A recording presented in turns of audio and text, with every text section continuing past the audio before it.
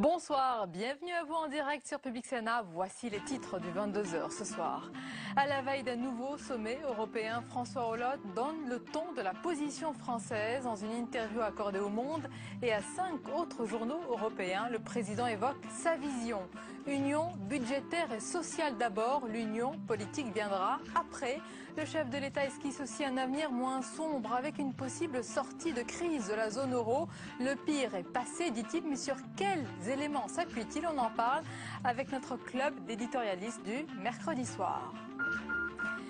Elle verra le jour en début d'année. La Banque publique d'investissement aura pour mission de financer les PME prometteuses. Une nouvelle banque pas comme les autres avec une grande ambition. Être le bras armé économique de la relance, sa force de frappe, 42 milliards d'euros. À sa tête, Jean-Pierre Jouyet, le patron de la Caisse des dépôts et consignations. Une banque dont on attend beaucoup aussi, trop peut-être. Notre invité nous dira ce qu'il en pense. Il est directement concerné en tant que patron des petites et moyennes entreprises, Jean-François Roubaud, dans un instant. Et puis Barack is back, selon le Los Angeles Times. Éloquent et sûr de lui-même, le président américain a effacé l'image hésitante et engoncée du premier débat. Mais face à lui, Mitt Romney n'a pas démérité, ce qui promet une fin de course à la Maison-Blanche extrêmement serrée.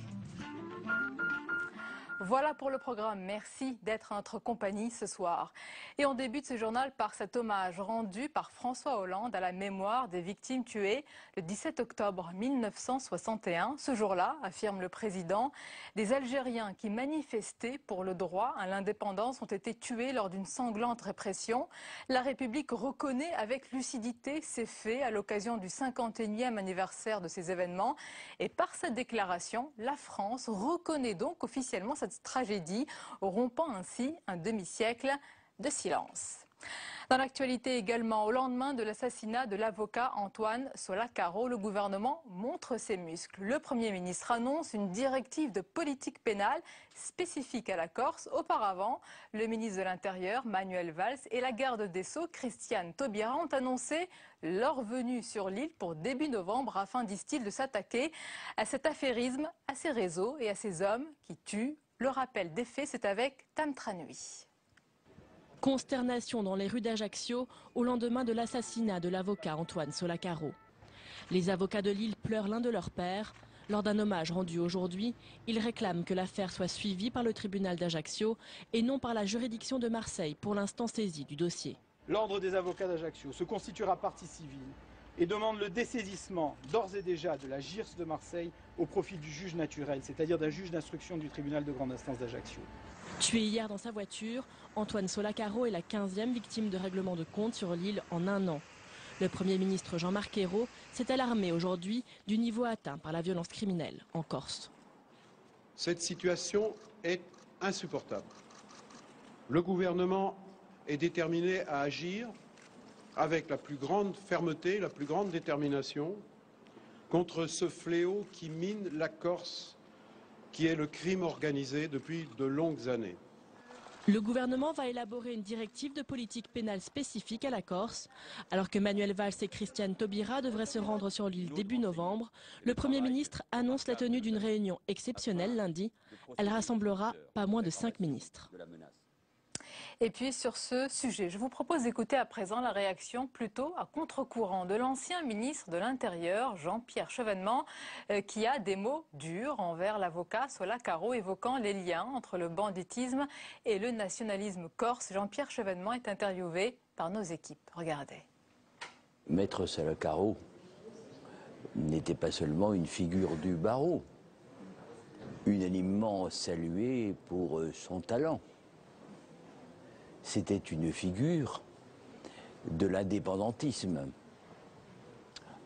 un militant nationaliste engagé, y compris dans des actions clandestines. Je n'en dirai pas davantage pour ne pas manquer à ma déontologie d'ancien ministre de l'Intérieur. Quand j'ai entendu dire que c'est la justice qui était en cause à travers lui, j'ai pensé que c'était une vision pour le moins incomplète. Je crois que les liens entre le banditisme et le nationalisme corse sont établis depuis longtemps. Il y a là une dérive mafieuse bien connue et on ne peut pas lutter contre ce phénomène si on ne peut pas le faire dans la plaie. La plaie, quelle est-elle? Elle est que, à droite comme à gauche, les indépendantistes corses bénéficient de complicité. Et par conséquent, le problème, depuis plus de 30 ans maintenant, depuis, on peut même dire, près de 40 ans, hein, paraît insoluble, parce que la volonté politique à tous les niveaux manque, qu'il n'y ait plus de complaisance. Hein, si cette attitude avait été tenue, il y a très longtemps qu'on ne parlait plus de ce problème. Dans une interview accordée à plusieurs journaux européens, dont le quotidien français Le Monde, François Hollande évoque sa vision de l'Europe. Le président défend un renforcement du pilotage de la zone euro et confirme l'objectif de réduction du déficit à 3% du PIB.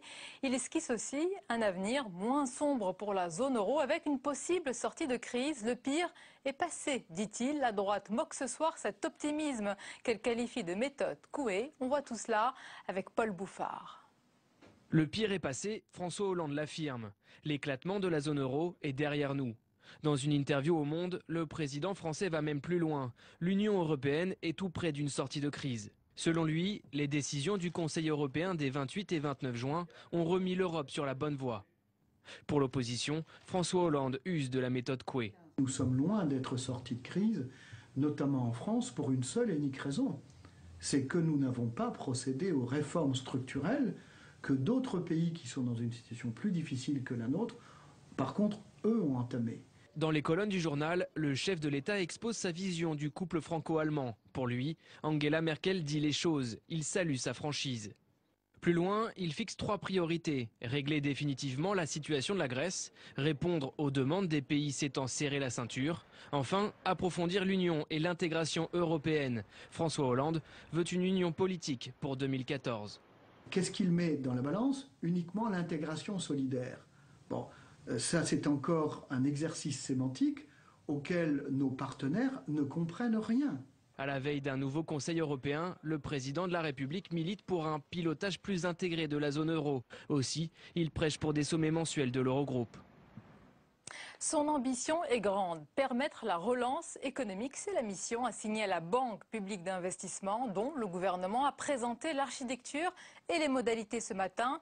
Dotée de plus de 40 milliards d'euros, cette banque, pas comme les autres, devra financer les PME prometteuses et innovantes, une sorte de guichet unique, véritable gage d'efficacité, même si certains, comme Jean-Louis Borloo, dénoncent sur notre antenne une fausse bonne idée. Alors nous poserons la question dans un instant à notre invité, Jean-François Roubaud, c'est le patron de la CGPME. Mais d'abord, la présentation de cette nouvelle banque avec Sophie Normand. Elle est présentée comme le bras armé du redressement productif. Pourtant, la BPI n'apporte pas grand-chose de nouveau.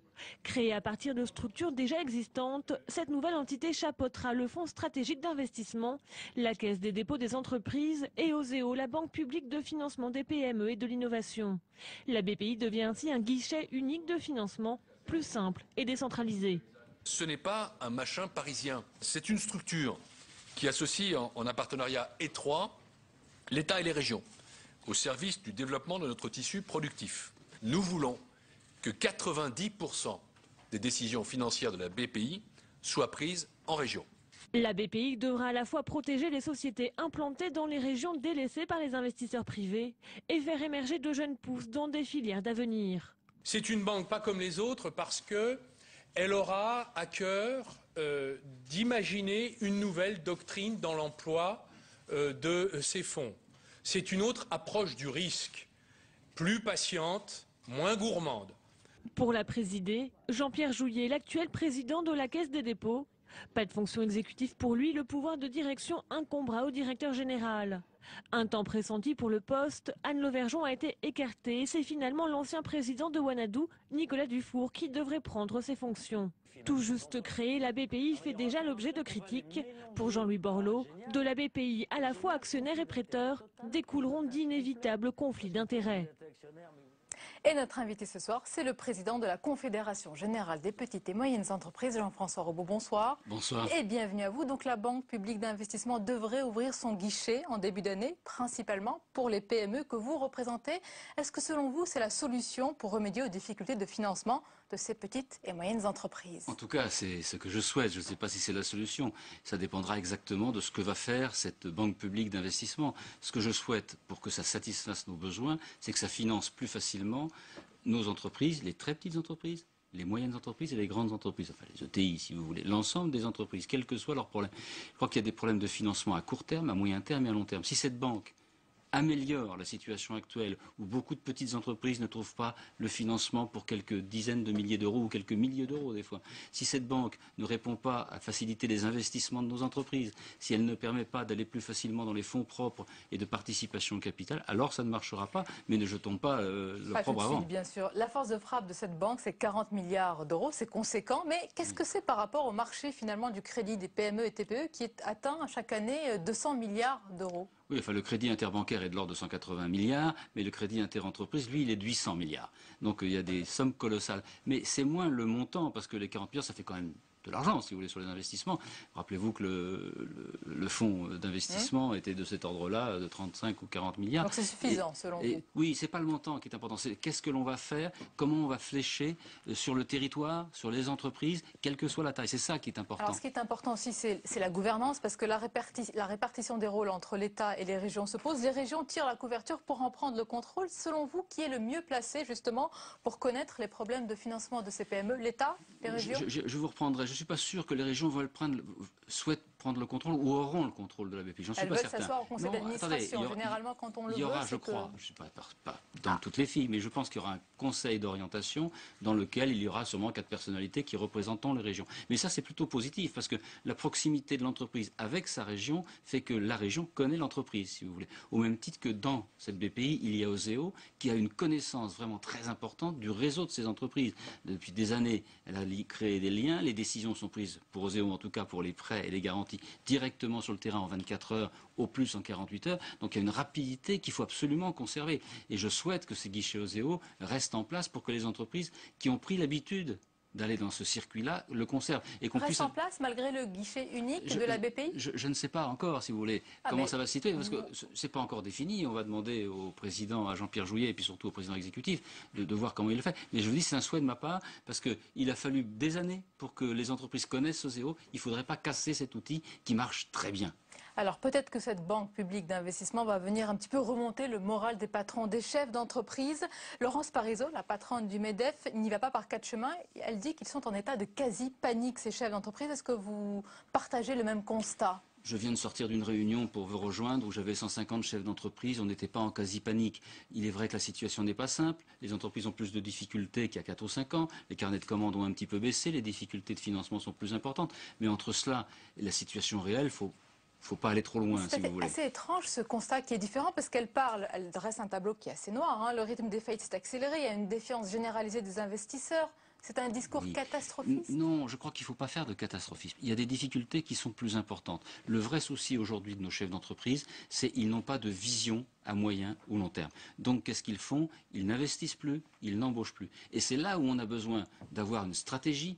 Qu'est-ce que veut faire l'État, le gouvernement avec l'industrie, l'entreprise, etc. Vous la voyez, cette stratégie? Je ne la vois pas encore, mais bon, je ne jette pas encore la pierre puisqu'on est sur le projet de loi de finances. Non, attendez, le projet de loi de finances va déjà définir des stratégies. Vous savez que nous battons sur l'article 6 qui était totalement inacceptable, je ne vais pas en parler peut-être tout de suite, mais on a vraiment besoin de cette stratégie, de cette vision que devrait avoir l'État. Est-ce qu'on veut réellement aider les entreprises de France à investir et à créer de l'emploi? Jean-François Rebaud, est-ce que je me trompe ou il y a une certaine bienveillance de votre part à l'égard du gouvernement, contrairement d'ailleurs à Laurence Parisot? Attendez, je veux bien l'accepter, j'ai pas de bienveillance, j'ai simplement le fait que moi j'essaye de défendre les intérêts de mes PME. Et depuis la campagne électorale et depuis l'élection, le gouvernement et le président de la République me confirment qu'ils veulent protéger les PME parce qu'ils en ont besoin. C'est elles qui créeront les richesses, c'est elles qui créeront l'emploi. Donc j'essaie de négocier. L'affaire de la loi des finances, vous savez, je négocie depuis 15 jours ce projet de loi de finances qui était inacceptable. Je l'ai dit. On ne vous a pas beaucoup entendu lors de l'affront des pigeons. Je n'ai pas terminé ma question. Des pigeons, ce sont les créateurs d'entreprises et de start-up qui dénoncent la taxation des plus-values de cession par le gouvernement. Sur ces chefs d'entreprise, pourquoi vous êtes désolidarisé du mouvement? Je me suis désolidarisé du mouvement parce que, si le communiqué qu'ils ont fait n'avait pas mon agrément. On ne peut pas retirer comme ça d'un projet de loi de finances l'article 6, c'est méconnaître les fonctionnements de la République. Par contre, je peux vous assurer que dès le lendemain le projet de loi de finances est paru un vendredi soir, le samedi matin j'avais au téléphone le ministère des Finances et dès le lundi on essayait de voir les amendements acceptables. Je crois savoir que les amendements qui sont en train de se voter au moment où je parle, mais les pigeons, vous voulez aller plus loin et vous les supprimez. Mais les pigeons, attendez, c'est un mouvement qui est fait par Internet, c'est quelque chose. Il n'a pas l'air de vous plaire. Pourtant, ce sont des chefs d'entreprise derrière. Madame, ça ne me déplaît pas du tout. J'ai trouvé que c'est un phénomène extraordinaire. On vient de découvrir que instantanément se crée quelque chose avec 60 000 pitch. Bon. C'est bien, mais derrière, il faut construire. Moi, mon rôle, c'est de crier, mais c'est de construire et donc de dialoguer, y compris avec le gouvernement, dans l'intérêt des entreprises. Je vous assure que si dans quelques heures, ce projet de loi de finances et les amendements que j'ai demandés sont votés, on aura gagné. Et j'aurai suffisamment travaillé avec le gouvernement pour obtenir satisfaction, pour que mes entreprises ne soient pas lésées. Et à l'instant, le ministre de l'économie, je lis sur la dépêche, Pierre Moscovici, dit qu'il faut mettre fin à une mauvaise querelle. C'est dans une interview apparaître dans les Échos demain, donc probablement qu'on arrivera à des modifications, des amendements, mais pas de suppression. Alors il y a les pigeons. C'est impossible. Une suppression est impossible. C'est ce que vous voulez, modification par amendement. Je ne vais pas faire tous les animaux, mais à part les pigeons, maintenant il y a les moutons. Ce sont aussi des chefs d'entreprise, je précise à nos téléspectateurs, qui ont manifesté aujourd'hui à Paris contre certaines dispositions du projet de loi de budget de la sécurité sociale en 2013, et notamment contre une augmentation des prélèvements sociaux sur les travailleurs indépendants et artisans. Là-dessus, ils ont raison. Bien sûr. Vous êtes derrière eux? Et on est complètement derrière eux, puisque je suis à l'origine de ce mouvement. Alors, on a parlé de moutons, mais évidemment, il y a un prélèvement supplémentaire prévu de l'ordre de 1,1 milliard sur ces entrepreneurs indépendants, qui sont en général de toutes petites entreprises. Je ne vais pas rentrer dans le détail de ce qui est prévu, mais je me bats depuis 8 jours là-dessus, et j'espère obtenir aussi sur ce secteur-là raison. On ne peut pas accepter une augmentation d'1,1 milliard de cotisations. Là, vous demandez que ce soit retiré du projet? Non, je n'ai pas demandé que ce soit retiré, j'ai demandé à ce que l'on en discute, qu'on aménage. C'est trop facile de dire on retire les yaka faucons, madame, on en meurt dans ce pays. Plutôt qu'un choc de compétitivité, Jean-François Roubaud, le gouvernement parle de trajectoire de compétitivité et s'éloigne donc de l'idée d'une baisse rapide et massive des charges. Est-ce que ça vous inquiète? Oui, ça m'inquiète un peu parce que là, c'est de la sémantique qui fait qu'on essaie de passer à côté du vrai problème et du projet qui était. Parce que le président de la République, candidat et président, avait dit qu'il baisserait les charges des entreprises de manière importante pour qu'on soit plus compétitif. Et là, si on revient, écoutez, je pense qu'il y a des influences qui vont pas. C'est un mauvais diagnostic de la situation? Non, je ne peux pas dire que c'est un mauvais diagnostic. Si on va dans ce sens-là, on ne sera pas d'accord. Parce qu'on a besoin justement de ce choc. Parce qu'on parle de compétitivité hors prix, tout le monde fait des grandes déclarations. D'accord. Quand vous avez dans votre entreprise une part de main-d'œuvre qui est de l'ordre de 60-70%, la compétitivité hors prix, je n'y crois pas. C'est effectivement de comment on baisse le coût de la main-d'œuvre pour être davantage compétitif. Non pas par rapport aux Chinois, mais par rapport aux Anglais, par rapport aux Allemands. Moi, j'ai des entreprises, j'ai eu une entreprise au Moyen-Orient, j'étais pas en concurrence avec les Chinois, mais avec les Allemands et les Anglais. Et aujourd'hui, notre prix de revient, il est plus cher que les Allemands. Alors qu'il y a 15 ans, c'était plus le contraire. Pour finir, dans un entretien dans Le Monde et d'autres journaux européens, François Hollande dit que le pire est passé et que la zone euro devrait sortir de la crise. Est-ce que selon vous, c'est un optimisme réaliste, justifié? Écoutez, je pense que c'est un peu optimiste. Mais comme on a besoin un petit peu de soleil en ce moment, ça ne fait pas de mal. Mais je ne suis pas certain que ça soit réaliste. Je pense, si vous voulez, pour être tout à fait honnête, qu'il y a eu beaucoup de progrès de fait depuis cette année. Gouvernement précédent et aujourd'hui pour faire face à une crise qui est dramatique. Seulement, on n'a quand même pas réglé tous les problèmes. Parlons pas de la Grèce, bon. Mais il y a quand même des problèmes en Espagne. Il y a aussi des problèmes en France. Il va falloir qu'on fasse, je ne suis pas certain que l'année prochaine, il faille faire des contractions importantes d'économie pour que notre pays passe. Donc le soleil, c'est peut-être pas pour tout de suite, selon vous? Je le crains, mais je le souhaite. Allez, faisons un souhait. On espère le meilleur quand même. Merci beaucoup d'avoir été notre invité. Merci Jean-François Roubaud. La suite du 22h et justement, nous parlerons des pistes de la vision européenne de François Hollande. Dans un instant, avec notre club d'éditorialistes du mercredi soir, nous évoquerons aussi la réaction de l'État qui veut s'attaquer à la mafia corse. C'est à suivre dans un instant dans le 22h en direct. Mais d'abord, on s'arrête un instant sur le Sénat et un nouveau texte, vous allez le voir, qui met en lumière l'étroitesse de la majorité de gauche. La proposition de loi sur la tarification progressive de l'électricité subit un tir de barrage communiste. Les détails avec Jérôme Rabier. Le débat sur la tarification progressive de l'énergie provoque des étincelles au Sénat. En cause un bonus-malus en fonction du niveau de consommation des ménages. Jusqu'à un certain seuil, le tarif est subventionné. Au-delà, c'est le malus et le tarif est relevé. Une disposition qui casse le principe d'un tarif unique sur tout le territoire pour le groupe communiste. Sur la progressivité de la tarification, d'abord je pense qu'en l'état c'est inapplicable. Donc effectivement il y a tout à revoir dans la sérénité, ce qui n'est pas le cas ce matin. Les communistes demandent donc l'irrecevabilité du texte et un autre front s'ouvre sur la droite de la majorité. Les élus centristes et UMP ont quitté la commission des affaires économiques ce matin pour protester contre la méthode adoptée. On n'a jamais vu cela. Le président de la commission nous a tout simplement proposé de commencer à étudier la fin du texte et de repousser l'étude de la première partie du texte, qui est en même temps le plus important, c'est-à-dire les tarifs progressifs, le bonus-malus, la semaine prochaine. Un coup politique préparé selon la gauche qui fait valoir que le texte aborde aussi d'autres dispositifs comme les tarifs sociaux et la trêve hivernale. Il y a en France plus de 4 millions de personnes qui sont en situation de précarité énergétique.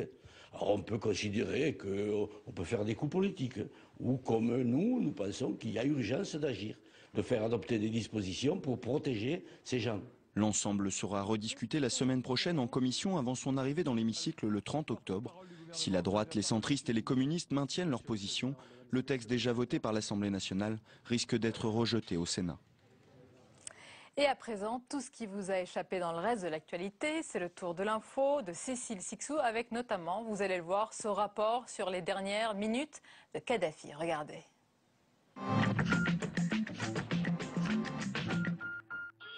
Mouammar Kadhafi ne serait pas mort au milieu des tirs de rebelles, comme le dit la version officielle, mais aurait été exécuté. C'est ce que dénonce l'association Human Rights Watch. Dans un rapport, vidéo à l'appui, l'organisation montre l'ancien dictateur encore vivant, juste après ses captures, puis frappé violemment par les opposants libyens.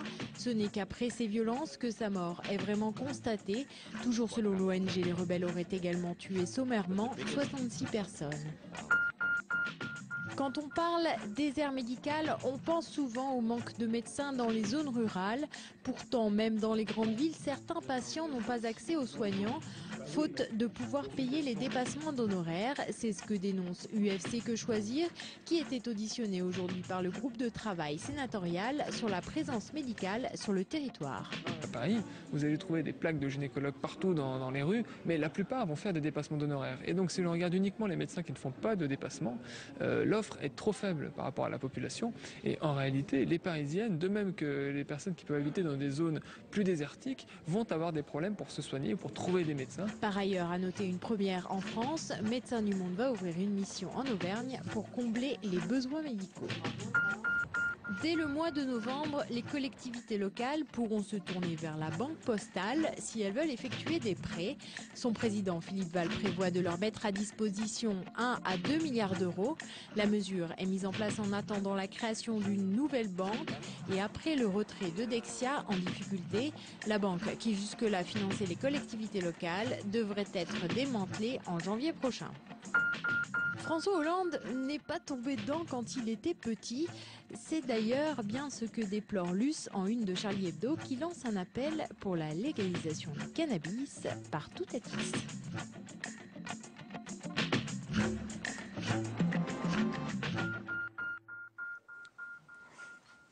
Et le club d'éditorialistes du mercredi 22h avec nos invités que je vous présente avec plaisir. François Dorcival de Valeurs Actuelles, bonsoir François. Bonsoir, merci d'être là. Carole Barjon, bonsoir. Du Nouvel Observateur, merci d'être avec nous. Notre chroniqueur Jean-Louis Gombaud.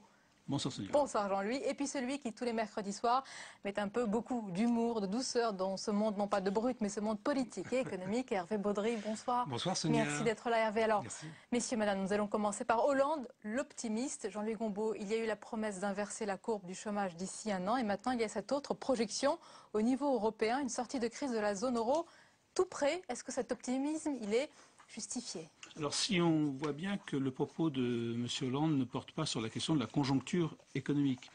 Tout l'interview porte uniquement sur les structures, l'organisation politique de l'Europe. Et il fait un constat qu'on peut partager, qu'aujourd'hui, plus personne ne parie sur l'éclatement de la zone euro. On pourrait rajouter, si on était un petit peu moins optimiste que M. Hollande, plus personne ne parie pour le moment. Il est vrai qu'actuellement, quand on voit la baisse des taux d'intérêt espagnols ou italiens, il y a une accalmie sur les marchés. Alors, il en attribue la raison à plusieurs facteurs. Il dit on a très bien travaillé au mois de juin. Et puis d'autre temps, il y a eu la création, enfin le traité sur le MES qui a été voté, le pacte budgétaire, le pacte de relance européen, les nouvelles actions de la Banque centrale européenne. Donc il additionne tout ça et dit, vous voyez, ça va plutôt mieux. Mais il nuance quand même son propos de deux façons. Ce qui nous menace, dit-il, c'est autant la récession que le déficit. Donc il y a encore des menaces malgré tout. Et il conclut en disant, le pire est passé, mais le meilleur n'est pas encore là. Donc c'est un optimisme qui est quand même, ou que ce soit une hollandaise, je ne sais pas. Mais en tout cas, voilà un propos quand même balancé. Carole Barjon, c'est François Hollande l'optimiste, c'est plutôt une Normande. Parce qu'en plus, on sait que François Hollande a passé toute son enfance à Rouen, donc ça lui correspond Mais c'est de l'humour assez bien. ou c'est plutôt une vision, une réalité? La zone euro, l'éclatement de la zone euro est derrière nous? Je pense qu'effectivement, François Hollande profite d'une accalmie sur les marchés financiers pour en réalité délivrer peut-être le premier message d'espoir qu'il peut délivrer depuis qu'il est élu. On sait que toute sa démarche est fondée au fond sur le fait que les Français ne supporteraient pas qu'on leur dise une vérité trop dure, trop sévère, qu'on leur promette du sang, de la sueur et des larmes. Et c'est pour ça que Hollande nous donne le sentiment de ne jamais dire vraiment les choses. Mais c'est parce qu'il croit profondément que désespérer les Français encore plus aggraverait donc leur morale et donc leur volonté de consommer et donc accroîtrait la crise économique. Et donc je pense qu'il saute sur effectivement peut-être une petite éclaircie sur le front européen pour donner un message d'espoir tout en le nuançant comme il sait le faire. Et la caricature d'Hervé qui commence bien, hein, François Hollande qui aurait peut-être goûté à quelques petites choses avant de faire cette annonce. François Est-ce qu'il avait fumé avant de dire cela? Voilà, la vraie question. François Dorcival, voilà. Donc demain c'est ce nouveau sommet européen. Dans quel état d'esprit il va François Hollande justement sûr de son fait avec dans sa besace le traité budgétaire européen signé? Bien sûr, évidemment. Avec ce traité voté par une majorité de gauche, conformément aux engagements qu'il avait pris, qu'il va à ce sommet. Donc, effectivement, pour lui, c'est une étape importante qui a été franchie, qui se traduit immédiatement dans le budget. Donc, l'incohérence suit, c'est-à-dire que les mêmes qui ont voté pour un certain nombre d'entre eux, 17 socialistes, 30 Front de gauche et écologistes qui ont voté contre le traité, on va voir maintenant ce qu'ils vont faire sur le budget, alors que le budget découle exactement du traité. Donc ça, c'est la situation dans laquelle il se trouve. Mais il ne faut pas négliger le fait que si la crise de l'euro est pour l'essentiel derrière nous, d'abord Sarkozy l'avait déjà dit au début de cette année, et on avait considéré que c'était risqué, mais c'est aussi surtout parce que Mario Draghi, le président de la Banque centrale, a pris un certain nombre de décisions durant l'été qui ont apaiser les marchés et donc l'inquiétude avec. Alors, mis à part cette promesse, cette projection, Jean-Louis Gombault, est-ce qu'il y a une idée forte qui serait la colonne vertébrale de la vision européenne de François Hollande dans cet entretien? Alors, je pense qu'on peut dire que oui, il y en a une, mais il faut bien préciser que l'entretien de M. Hollande aux journaux européens publié ce soir par Le Monde suit une intervention de M. Schäuble avant-hier. Schäuble, et là, il vient avec les propositions qu'il donnera demain au Conseil européen. Il dit, entre autres, il faut maintenant nommer un ministre de l'économie, un super commissaire aux affaires économiques et financières, qui sera chargé, avant la présentation des budgets nationaux, de donner son aval et après le vote des parlementaires donner son aval. Et il dit dans l'entretien, il dit je suis d'accord là-dessus, Madame Merkel est d'accord avec moi. Alors on a l'impression quand on lit, quand on a pris connaissance de ce que dit Schäuble et ce que dit ce soir François Hollande, qui est un peu une réponse, on parlait de Normande tout à l'heure, de la bergère au berger en quelque sorte. Je veux dire que par exemple il dit oui mais attendez, il dit en quelque sorte dans son interview, ne brûlons pas les étapes, avançons pas à pas. L'Europe fédérale, il n'en parle pas. Il parle d'union politique, oui, mais à partir de 2014, dit-il. À partir de 2014, c'est-à-dire, ça sera l'enjeu de la campagne pour le Parlement européen. Pour l'instant, eh bien, réalisons l'union bancaire. On sait que les Allemands ne sont pas pour. Avançons dans la mutualisation des dettes. On sait que les Allemands ne sont pas pour. Et alors, il parle d'une union politique une fois qu'on aura fait tout cela. Et alors, il y a une vision aussi, je termine juste l'instant, il y a une vision aussi, il réaffirme le couple franco-allemand, mais il dit la France doit être la transition, le trait d'union entre l'Europe du Sud et l'Europe du Nord. Et en quelque sorte, oui au couple franco-allemand, mais je ne m'interdis pas d'être un peu polygame sur les bords, n'est-ce pas, en matière de relations européennes. Carole Bargeon. Il peut y avoir quelque chose d'un peu troublant dans ce qu'a dit François Hollande, parce que il dit l'union politique viendra en son temps, après 2014 effectivement. D'abord, il faut se souvenir que, première remarque, Hollande était quand même un disciple de Jacques Delors, et il ne trouve quand même pas le moyen de prononcer le mot de fédéralisme. C'est un mot tabou, peu étrange. Et deuxièmement, c'est aussi étrange pour quelqu'un. Alors bien sûr, François Hollande n'est pas gaulliste et il ne pense pas que c'est la politique forcément qui commande l'économie. Mais enfin, les socialistes, en principe, pensent que la politique doit un peu commander l'économie. Et c'est assez étrange, je trouve, de dire aussi clairement que la politique viendra seulement après l'union bancaire et après la finance. Il fixe lui-même. A raison. En réalité, tout ça, c'est quand même de la politique, et vraiment de la politique. Donc, nous sommes à la veille d'un sommet. À qui s'adresse-t-il ? Il s'adresse naturellement aux Français. Nos autres partenaires regardent cela avec un intérêt voisin de pas grand-chose. Mais en revanche, nous suivons ce qu'il dit. Il ne le dit pas dans d'une déclaration télévisée, il le dit dans un texte écrit, donc très pesé. Une fois qu'on a dit cela, pourquoi est-ce de la politique? Parce que naturellement, c'est une réponse, comme Jean-Louis vient de le dire, aux Allemands. Mais cette réponse aux Allemands, en quoi tient-elle? Ce ne sont que des mots. Parce que la réalité, c'est que notre budget est construit dans l'idée qu'en effet, il sera soumis en priorité à la Commission de Bruxelles, et que ce soit la Commission de Bruxelles ou à une haute autorité économique et monétaire, c'est la même chose dans ce domaine. Ce budget sera soumis à ces autorités pour et c'est pour ça qu'il a réaffirmé encore et toujours l'objectif de 3%. Je vous propose à présent de parler de la Corse. C'est l'État qui veut s'attaquer à la mafia corse après l'assassinat de l'avocat Antoine Solacaro. Le banditisme élargit donc les cibles de ces règlements de compte, une spirale qui ne semble plus avoir de limite. On a l'impression, Carole Bargeon, président et ministre de l'Intérieur successifs, qui jurent après chaque crime spectaculaire que l'État de droit aura finalement le dernier mot. Mais à chaque fois, c'est un pas de plus. Oui, et là, je trouve que tout le monde, effectivement, a noté que c'était vraiment un tabou, puisque c'est un avocat qui a été assassiné, donc symbole de la justice, une étape supplémentaire, bon, très bien. C'est croquignolé en ce qui concerne la Corse. D'accord, mais bon, tout de même. C'est la robe de l'avocat qui a été touchée, comme a dit Emmanuel Valls. Emmanuel Valls, au fond, a dit ça, il a fait un communiqué, mais on n'a pas le sentiment. Je trouve qu'il n'y a pas eu un peu le service minimum de la part de l'État. Un déplacement va être aussi une déclaration de Jean-Marc Ayrault. Non, en matière de déclaration... non, mais je ne parle pas de déclaration, là. Non, mais de... Je trouve que ça aurait peut-être mérité que quelqu'un, un officiel, se rende. Alors, on précise que Manuel Valls et Christiane Taubira iront, début novembre, sur place. Non, mais je suis d'accord avec la manière dont vous avez rédigé votre question. Ça veut dire il y a un côté désespérant dans l'analyse de la situation corse. Nous sommes au 15e assassinat de l'année. L'année dernière, c'était 22.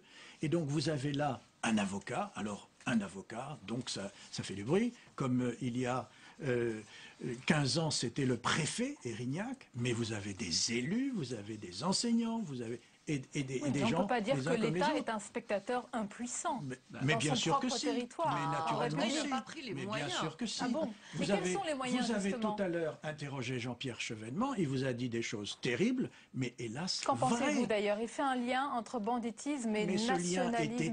Ce lien est établi. Et il a fait un parallèle entre complaisance et complicité. Comment voulez-vous dire le contraire? Quel est le taux d'élucidation des homicides dont nous parlons? Quel est le taux d'élucidation?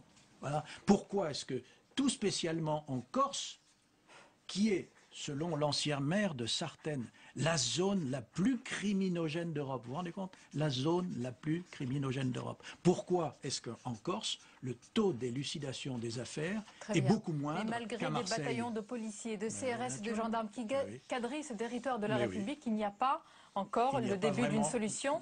Et pourquoi on n'a pas remis de préfet? C'est une bonne question. Pourquoi on n'a pas remis de préfet en Corse? Parce que comme le préfet Bonnet, effectivement, avait un peu fondu un peu les plombs, on va dire, pour parler un peu familièrement, il y a une espèce de... Voilà, alors du coup, il n'y a plus de préfet. On avait annoncé aussi, à un moment donné, un pôle financier en Corse. Où est-il? Écoutez, oui, je comprends d'ailleurs. Si c'est pour se faire massacrer au fusil d'assaut, je comprends que le pôle financier que les fonctionnaires hésite, n'aient pas forcément envie d'y aller, c'est une chose, mais il faudrait les protéger pour qu'ils puissent le faire. Voilà, et voilà la caricature très juste. D'Hervé Baudry, je vous propose que vous avez parlé, François d'Orcival, de Jean-Marc Ayrault, qui a donc évoqué aujourd'hui cette politique pénale spécifique pour la Corse. Jean-Marc Ayrault, qui est beaucoup intervenu cette semaine. Il y a eu une mise au point d'abord sur Europe 1 et puis à l'Assemblée nationale. Il a martelé « Je ne suis pas Premier ministre par hasard », entendez par là « J'ai l'entière confiance du Président de la République ». Est-ce que cette mise au point claire et carrée lui a permis de reprendre la main? Mais nous le jugerons au fait, c'est-à-dire nous le jugerons... Votre sentiment, votre intuition, votre flair. Il avait dit ça déjà dans sa déclaration de politique générale. Il l'a redit à l'université d'été, aux journées parlementaires du Parti socialiste. Il l'a redit à la télévision dans des paroles et des actes. Donc je trouve qu'il a besoin de le répéter pour se convaincre lui-même avant de convaincre ses interlocuteurs. Je suis assez d'accord avec François.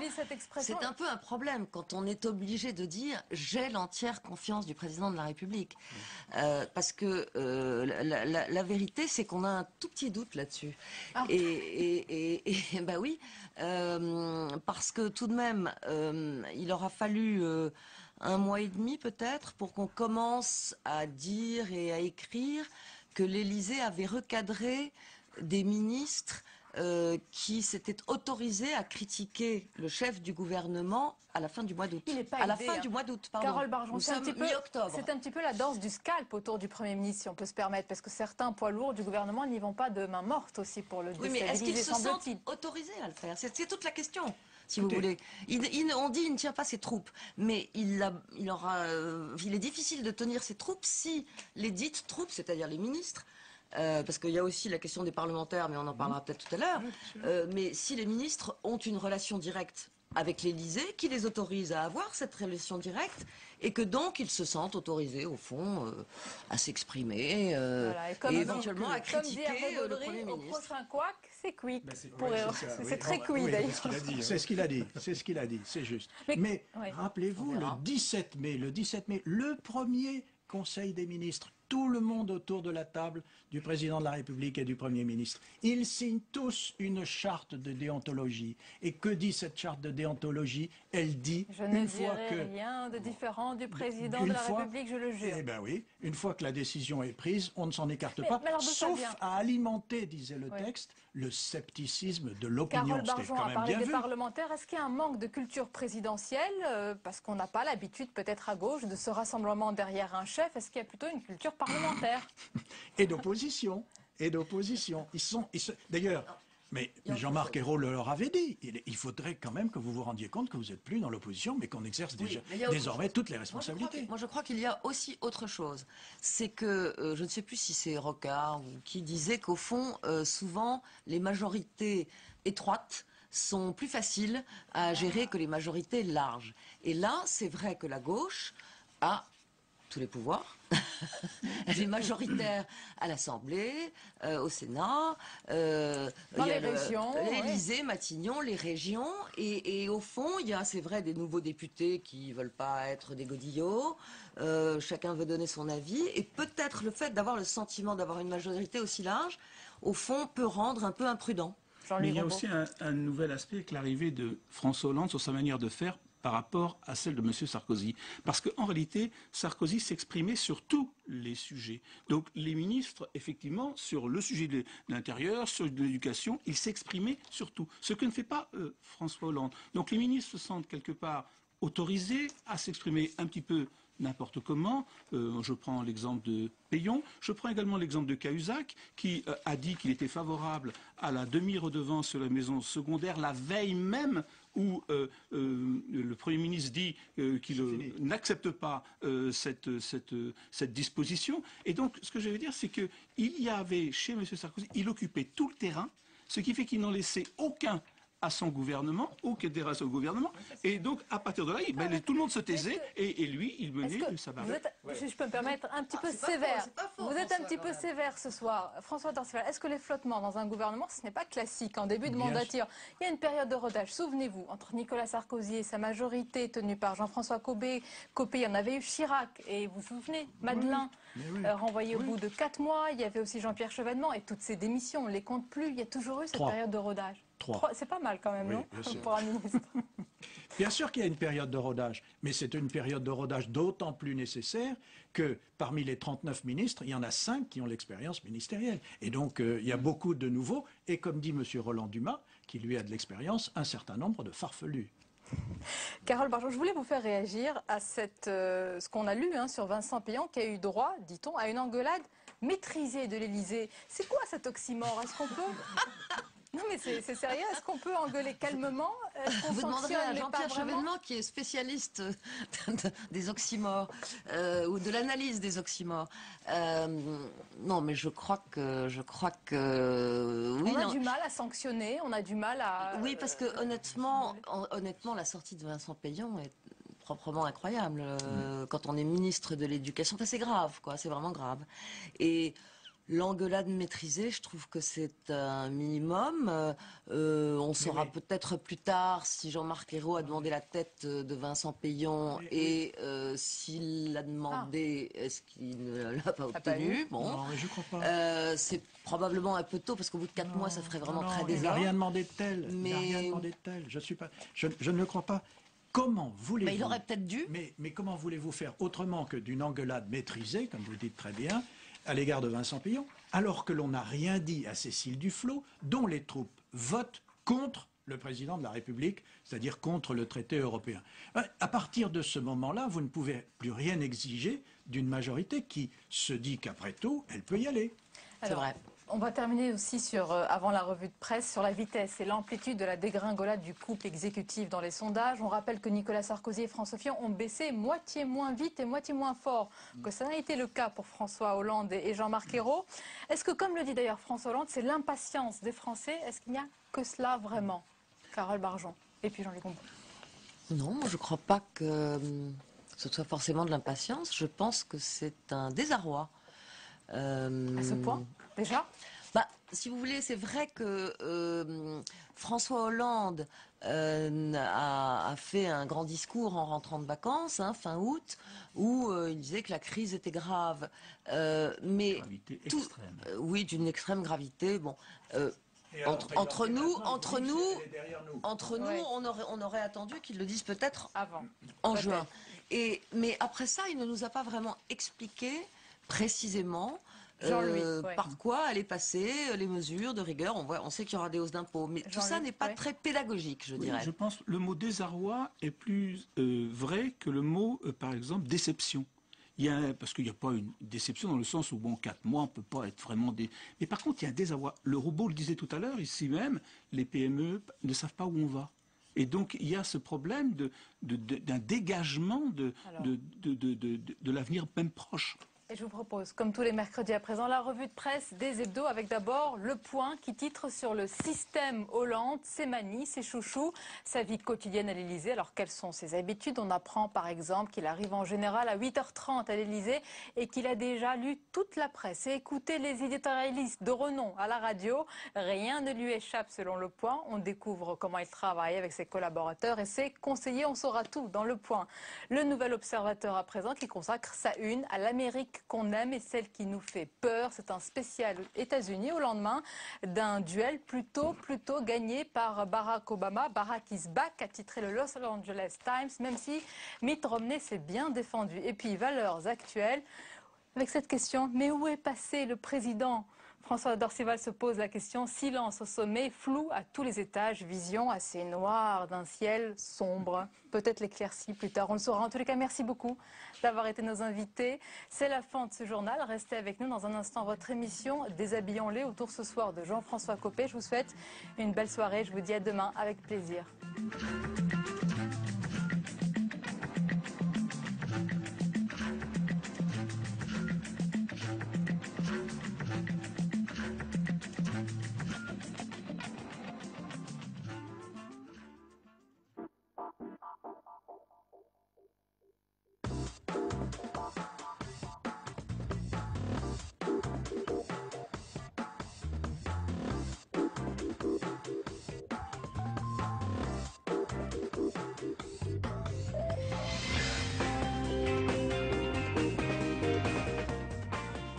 Que ça bouge.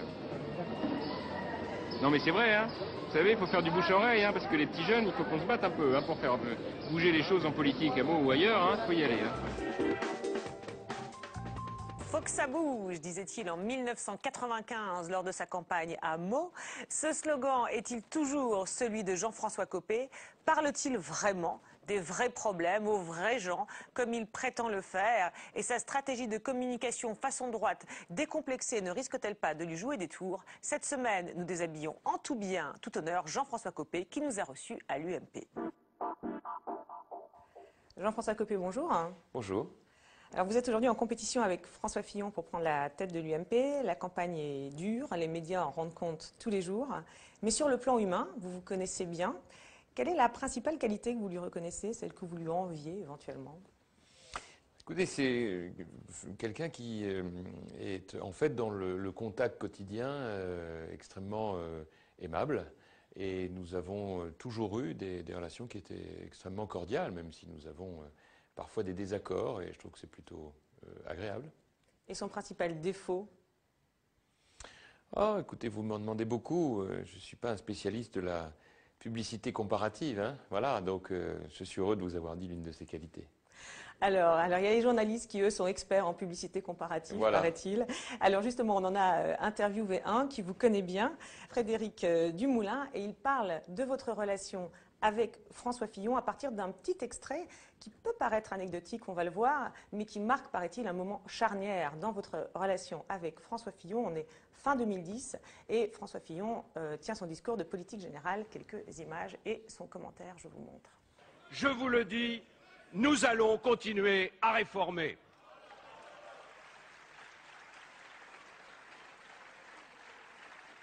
Au nom de l'avenir que nous écrivons aujourd'hui. On a beaucoup parlé de la jeunesse ces derniers mois. Voilà, un discours de politique générale du Premier ministre et ostensiblement Jean-François Copé n'écoute pas. Alors ça veut dire quoi ça? Oui, bah c'est en fait ça. Après, il s'est même excusé publiquement en disant oui, c'est pas vraiment ce que je voulais faire. Je suis désolé si j'ai pu apparaître insolent. Non, mais en fait, voilà, c'est pour montrer aussi. Voilà, finalement, François Fillon apparaît comme le vainqueur de son match avec Jean-Louis Borloo, puisque c'est lui qui a été reconduit à Matignon. Mais Jean-François Copé montre aussi que c'est l'autre homme fort autour de Nicolas Sarkozy. C'est-à-dire que lui, il a le parti maintenant. D'accord, quand il fait ça, il refuse de faire vœu voilà, d'allégeance. Voilà, il ne fait pas allégeance. Voilà. En fait, c'est une façon de dire, il faudra compter sur moi. Mais en même temps aussi, c'est reconnaître que François Fillon, ça sera quand même un obstacle pour la suite, puisque si jamais François Fillon n'était pas un problème, il l'écouterait tout naturellement. D'accord. Vous pensez que là, il a deviné que c'était lui, oui, que sur sa route, éventuellement, le seul qu'il pouvait trouver, c'était François Fillon. Alors que, étonnamment, au début du quinquennat, les deux hommes étaient plutôt assez proches sur le constat, sur les questions financières, sur les questions budgétaires, sur la question... ils sont tous les deux plus libéraux que Nicolas Sarkozy, on va dire. Et même Jean-François Copé a essayé, entre guillemets, de dealer au début avec lui quand il était en mauvais termes avec Nicolas Sarkozy. Au tout début du quinquennat, il a essayé de se faire un allié de François Fillon. Bon, ça n'a pas fonctionné parce que François Fillon est moins dans ce style-là. C'est pas du genre à conclure des pactes. Il est plus solitaire pour tout ça. Mais en fait, au départ, il y a vraiment eu un certain rapprochement entre les deux hommes. Mais ensuite, très vite, Jean-François Copé est déçu, enfin c'est ce qu'il dit, hein, il est déçu par François Fillon, dont il estime qu'il n'est pas assez courageux vis-à-vis de Nicolas Sarkozy. Il estime qu'il encaisse trop. Voilà. Alors, petit retour en arrière. Le journaliste explique qu'au début du quinquennat, vous aviez à un moment été tenté de vous rapprocher de François Fillon. Qu'est-ce qui s'est passé? Alors pourquoi ça n'a pas marché? Pour tout vous dire, non, c'est pas tout à fait. Ah bon, alors les journalistes en plus, ils font de la publicité comparative et ils se trompent. Non, écoutez, non. Mais Frédéric Dumoulin fait une analyse qui est tout à fait intéressante et bien sûr pertinente, mais bon, c'est pas tout à fait cela. Voilà, c'est tout ce que je peux dire. Non.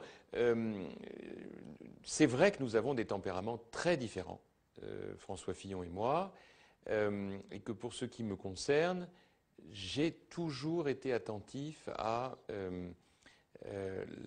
l'exigence de décider, de mener à bien une politique publique jusqu'au bout. Voilà. Et de ce point de vue, il m'est arrivé de considérer que lorsque moi-même, dans le cadre de ce que j'appelais la coproduction des réformes ensemble, majorité que je dirigeais à l'époque, et exécutif, nous n'étions pas suffisamment soutenus quand on devait l'être. Voilà. Je pense par exemple que sur le texte que j'ai porté, sur l'interdiction de la burqa, qui était pour moi, et comme pour quasiment tous mes amis députés, une manière de dire stop à des extrémistes qui provoquaient la République, eh bien, du côté de l'exécutif, on nous regardait un peu de haut. Bon, je n'ai pas trouvé toujours le soutien que j'aurais pu penser. Il dit finalement, souvent vous disiez aux journalistes qu'il manquait de courage. Alors sur le fond, là encore moi je ne peux pas parler à sa place, mais moi je défends une ligne à laquelle je tiens beaucoup, qui est celle de dire on doit être fier d'être de droite. Voilà. C'est ce que j'ai appelé la droite décomplexée. Voilà. Alors quand je dis ça, François Fillon me dit non, mais ça c'est la droitisation. Non, c'est la droite. C'est-à-dire cette idée que nous avons des valeurs dont on doit être fier. L'autorité dans un pays qui a besoin de glissières d'autoroute, le courage politique, aller au bout des réformes, et puis d'autre part, la générosité. Et là, c'est vrai que c'est une des différences que nous pouvons avoir. Moi, je suis élu de terrain. Je suis élu à Meaux, dans une ville qui a été à gauche pendant des années, où j'ai fait baisser le Front National. Vous avez fait le choix d'aller vous implanter, effectivement, alors que vous étiez plutôt au départ parisien. Des beaux quartiers. Un petit mot quand même concernant cet épisode et ces images. Alors ça peut paraître assez anecdotique, ce discours de politique générale. En même temps, visiblement, ça a été un moment important qui a beaucoup énervé François Fillon. Ça marche comme ça, la vie politique? On s'envoie des petits signaux comme ça? Écoutez, je vais vous dire très honnêtement, c'est pour ça d'ailleurs que j'ai tout de suite exprimé des regrets, parce que moi je suis quelqu'un qui est extrêmement simple sur tout ça. Je suis désolé que ça ait été interprété ainsi, car ce n'était pas du tout mon but. Voilà. Donc je m'en suis d'ailleurs ouvert immédiatement à François Fillon, en lui disant écoute François, je suis absolument confus, c'était vraiment des histoires d'images. Je suis désolé que cette image où on me voyait signer un parapheur soit sortie de son contexte. Voilà. Mais le fait qu'il ait mal réagi, parce qu'à l'époque on se souvient qu'il avait mal réagi, ça en dit long quand même sur l'état de vos relations. Pour qu'il interprète ça et qu'il croit à cette interprétation. Oui. En même temps, vous voulez que je vous fasse une confidence? Bah oui. Eh bien écoutez, moi j'estime que quand quelqu'un est froissé, il est normal qu'on lui présente ses regrets, ce que j'ai fait immédiatement. Il m'est arrivé d'être froissé, de n'avoir jamais entendu les siennes. Ah bon, quand dites-nous quand, alors on a envie de savoir peu importe. Ah bon, d'accord. Alors, on a parlé des personnes, vous avez évoqué votre livre, donc ce manifeste pour une droite décomplexée, voilà le mot-clé. Alors, il y a des passages de ce livre que vous avez repris dans plusieurs discours, et à un moment, eh bien, alors là, vous êtes attiré une avalanche de critiques. Je vais vous faire commenter ce moment, mais d'abord vous soumettre le commentaire d'un expert de la communication, Gilles Masson, qui réagit à cette fameuse anecdote, ce discours sur le pain au chocolat. Je vous montre. Il est des quartiers dans notre pays, hélas, où il ne fait pas bon être une femme et où il ne fait pas bon être de couleur blanche. Il est des quartiers où je peux comprendre l'exaspération de certains de nos compatriotes, pères ou mères de famille rentrant du travail le soir, apprenant que leur fils s'est fait arracher son pain au chocolat à la sortie du collège par des voyous qui lui expliquent qu'on ne mange pas pendant le ramadan. Il est des familles de France qui vivent en silence leur souffrance et à qui personne ne parle jamais, autrement qu'en les stigmatisant et en les traitant de tous les noms, au point qu'ils sont obligés aujourd'hui de baisser la tête et de partir, s'ils peuvent, le plus loin possible, alors qu'ils sont citoyens de la République française. Est-ce que nous allons, nous, tolérer cela ? Au seul motif qu'à chaque fois que l'un des nôtres le dit, il se fait injurier par cette gauche de Saint-Germain-des-Prés. Sur le fond, on le sait, il va apparaître comme l'homme politique de la vraie vie par rapport à la droite molle, ça c'est clair, droite complexée versus droite molle. Il provoque le choc en permanence pour avoir le maximum de bruit médiatique. Et il y arrive. Oui, parce qu'il sait en disant ça que exactement, ça y est, il va provoquer un énorme tsunami, il le provoque, il y arrive, il le gère. Ce qui est très intéressant chez Copé, et on retrouve encore ça dans cette déclaration-là, c'est qu'il a toujours eu des fonctions qui font que paradoxalement, il ne parle pas forcément à qui on croit. C'est-à-dire ? Copé a été pendant des années le porte-parole du gouvernement. Il s'adressait sur toutes les télés au gouvernement. Quelque part, il parlait au gouvernement. Il était porte-parole pour parler disait, aux Français, mais en fait, il ne parlait pas aux Français, il parlait au gouvernement. Exactement. Il parle par-dessus la tête des gens au gouvernement. Quand il est président du groupe UMP à l'Assemblée nationale, quelque part, quand il parle dans les grands médias, il parle à son camp. Il doit mobiliser en permanence les parlementaires pour en faire sa propre armée. Et quand il parle aujourd'hui à la télévision, il parle aux militants qui vont voter pour le chef du parti à l'UMP. Et ce discours-là est absolument typique de ça. C'est-à-dire que Copé, en communication, on dit il y a la cible B2B, c'est-à-dire la cible business, des influenceurs, donc son parti, et la cible B2C qui est le grand public. Copé, en permanence, fait des déclarations fracassantes et quelque part, ça passe un peu au-dessus de la tête des gens, ça provoque le débat et ça le refait exister auprès de son propre camp. Voilà, B2B versus B2C. Vous y avez pensé à ça? Non, enfin, moi j'admire, hein, c'est un métier. Et ça n'est pas le mien, celui de l'analyse de la communication. Bon, il y a juste un petit quelque chose qui manque dans tous ces commentaires sympathiques. Hein, c'est que c'est des commentaires qui viennent de Paris, quoi, qui sont totalement déconnectés de ce qui se passe sur le terrain. Et vous pensez que sur le terrain, vous parlez à tout le monde, pas juste à votre camp? Mais bien sûr. Mais écoutez, c'est en ça d'ailleurs que... Mais il faut laisser du temps au temps, on verra, on expliquera tout ça. Mais toute ma formation, tout mon parcours, c'est celui de maire de Meaux. C'est-à-dire d'une ville où j'ai moi-même, avec les années qui ont passé, découvert des choses auxquelles je ne pouvais même pas croire. Des choses qui ne passent jamais au journal de 20 heures. Qui sont... Mais si, je vous assure... Beaucoup de choses qui passent au journal de 20 heures quand même. Mais celles-là, elles ne passent pas. Celles-là, elles ne Et passent vous pas, savez d'accord. pourquoi? Parce qu'elles sont politiquement incorrectes. Parce que le dire crée immédiatement la polémique. Alors, et donc, juste pour finir là-dessus, oui. C'est intéressant ce commentaire du point de vue professionnel pour le métier qui est le vôtre. Mais ce que je voudrais qu'on comprenne, c'est que la politique, aujourd'hui et demain, ce sera d'abord la capacité, depuis le terrain, de prendre des exemples concrets et de proposer des solutions concrètes, comme je l'ai fait. D'accord. Vous voyez, parce qu'on a pris que la dénonciation du problème dans l'extrait, mais il y a tout ce que je déroule dans le discours à Draguignan pour montrer qu'on peut en sortir. Oui, parce qu'effectivement, là, ce qu'on peut dire quand on voit cet extrait, c'est que votre manière de raconter l'histoire... il y a beaucoup de détails, hein, les pères et les mères de famille qui rentrent le soir, on imagine les parents fatigués et qui découvrent, oulala, des voyous. Enfin, on sent que les détails, la manière de le raconter, c'est très journalistique pour le coup. Oui, mais vous voyez, regardez, vous en parlez, pardon, ne le prenez pas mal, mais vous le prenez avec un sourire. Non, je demande qu'on comprenne. Non, je ne prends pas ça avec le sourire, je dis juste que la somme de détails par rapport à votre livre, par exemple, ou dans votre livre, l'anecdote, elle est beaucoup plus à plat, que là, il y a des détails sur les pères et mères de famille qui rentrent du travail, etc. Et donc, du coup, on imagine, et c'est vrai que je le dis avec le sourire, pas du tout par rapport aux personnes concernées, mais par rapport à l'évolution, effectivement, entre le livre et le discours. Et c'est vrai qu'on se dit que vous avez dû réfléchir à la manière de raconter cette anecdote. Et on se demande, effectivement, si tous ces détails, pourquoi tous ces détails?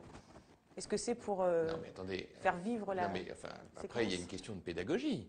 Il faut que chacun comprenne ce que cela veut dire. Il est évident qu'à l'oral, vous ne pouvez pas... vous avez une liberté que vous n'avez pas de la même manière quand vous le faites vivre à l'écrit. Mais sur la manière de raconter l'histoire, vous vous dites pas effectivement que c'est parce qu'il y a eu tous ces détails, c'est que vous en avez peut-être... Enfin, c'est parce que vous avez il y a un peu de pathos dans l'anecdote telle que vous la racontez, et que c'est peut-être ça qui a pu choquer. Je vais vous dire, ce que vous appelez le pathos, moi j'appelle ça la générosité. Je pense qu'il y a vraiment quelque chose que chacun doit comprendre. Je pense que, plus encore aujourd'hui qu'en d'autres temps, dans cette société hyper médiatisée, la politique telle que moi je l'imagine ne pourra plus être simplement l'accumulation de grandes phrases magnifiquement rédigées, tellement longues qu'on ne comprendra plus ce que le responsable politique veut dire. Je crois demain à l'exigence d'authenticité, de dire ce que l'on ressent à une condition. C'est qu'une fois qu'on a entendu et écouté, on propose des solutions concrètes. D'accord, les solutions, mais le registre, alors est-ce que vous appelez générosité, que l'on peut tenter d'appeler pathos en disant... Mais oui, parce que vous avez aussi Nicolas Sarkozy en 2007 d'ailleurs aussi dans sa manière de raconter les anecdotes. Vous appelez pathos parce que je vois bien qu'il y a derrière le côté, là encore ne le prenez pas mal, péjoratif. Non, vous cherchez à susciter l'empathie, vous cherchez à faire vivre ces gens, à ce qu'on les imagine en train de souffrir. Écoutez, c'est pas le mot pathos qui résume ce que vous venez de dire. Le mot pathos, c'est en gros, eh bien, on va sur la souffrance. Non, ce qui compte pour moi, c'est que les gens qui sont dans l'épreuve sachent qu'ils sont entendus et respectés par rapport à ce qu'ils vivent et qu'on leur propose des solutions et des réponses. Et quand vous dites aujourd'hui, dans le monde médiatique tel qu'il est, on ne peut plus faire des grandes phrases, en fait, il faut parler comme ça, c'est une conclusion à laquelle vous êtes arrivé quand? Ça, c'est que je pense que les gens veulent du concret. Et qu'à partir du moment où, dans une même phrase, parce que vous ne voulez pas prendre de risque, vous dites une chose et son contraire, regardez la communication de François Hollande, elle est éclairante. Vous n'avez jamais une réponse claire chez François Hollande. Et ce tsunami dont parle Gilles Masson, le communicant, vous l'escomptiez en prononçant cette phrase que vous avez répétée à plusieurs fois, lors de plusieurs discours. Vous voulez savoir ce que j'en pense? Ouais. Je pense que le mot tsunami est terriblement parisien. Voilà. Oui. Terriblement parisien. D'accord. Un tsunami, c'est pas ça. Un tsunami, c'est des centaines de milliers de morts, à l'image de ce que nous avons hélas pu connaître de l'autre côté de la planète. C'est pas un tsunami. C'est simplement l'écho arrivé jusqu'à Paris qu'il est un homme politique qui va et qui régulièrement met les pieds dans le plat avec des solutions. Vous l'escomptiez que, enfin voilà, alors cette révolte ou cette réaction ou ces critiques,